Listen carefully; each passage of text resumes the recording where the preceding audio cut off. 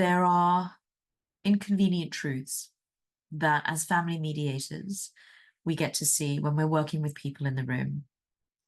And whilst I appreciate that nobody likes receiving tough love, and most people, me included, do not like giving it, there are definitely messages that parties in the room need to hear on occasion to help them to be more effective. If you sign up for Map the Maze, the online course that this channel is really about, all of those messages are included in the course, which may be things that are difficult to hear, but are necessary to hear for you to be the most effective negotiator you can be in your divorce mediation. Over the next couple of weeks, I thought I would share some of those messages with people who watch Map the Maze. So if you are watching and it's helpful, please like and subscribe. First time I've ever said it, but I feel like I should, because I really would like to try and reach more people with this message, because I think everybody struggles through their divorce mediation. Some people definitely have more resources, so they may be leaning on their lawyers more.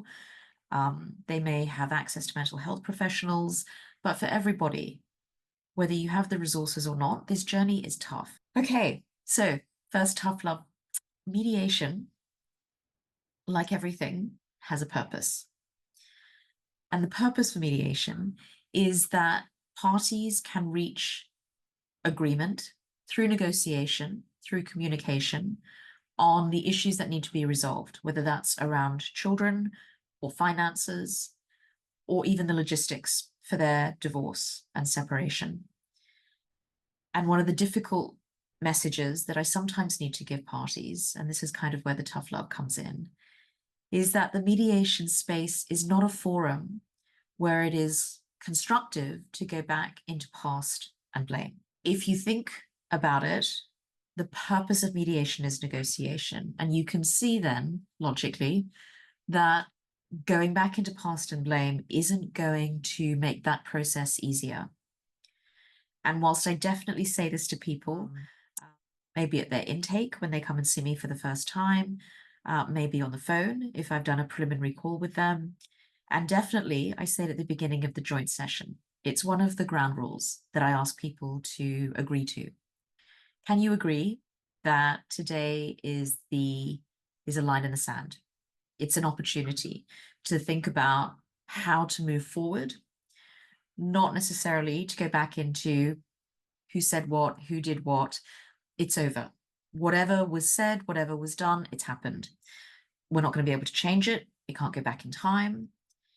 And in order to have a constructive conversation, the overwhelming majority of people need to focus on the future, on the present.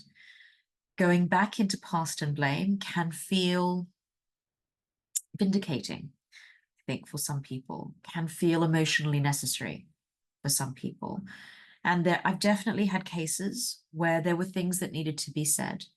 There was maybe an elephant in the room, whatever that was, and it needed to be at least aired, articulated.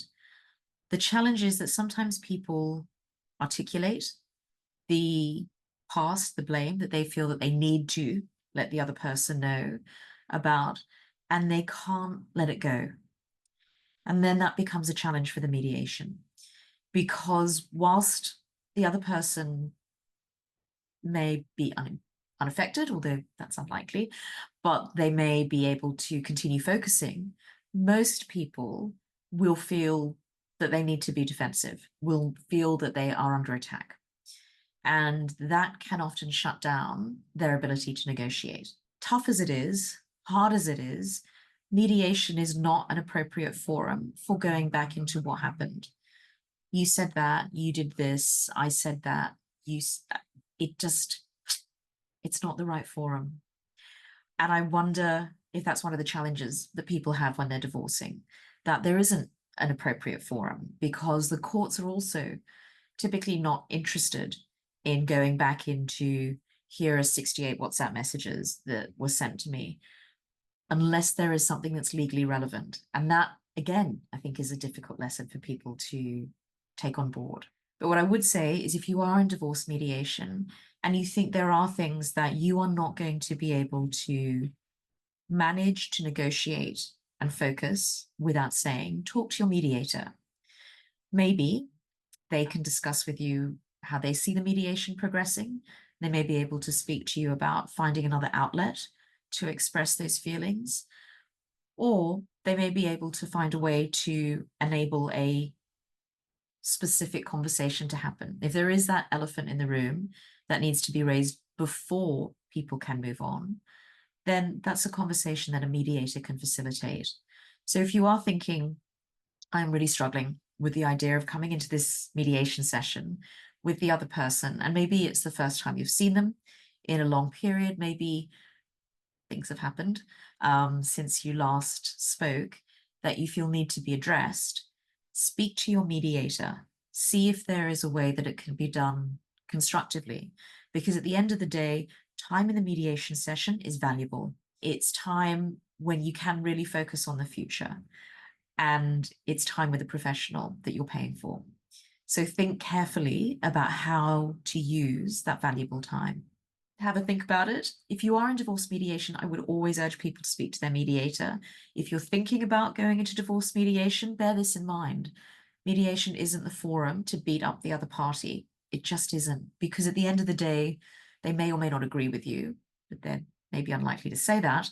And the mediator's role is not to say that anyone is the good person, the bad person, did the wrong thing, did the right thing.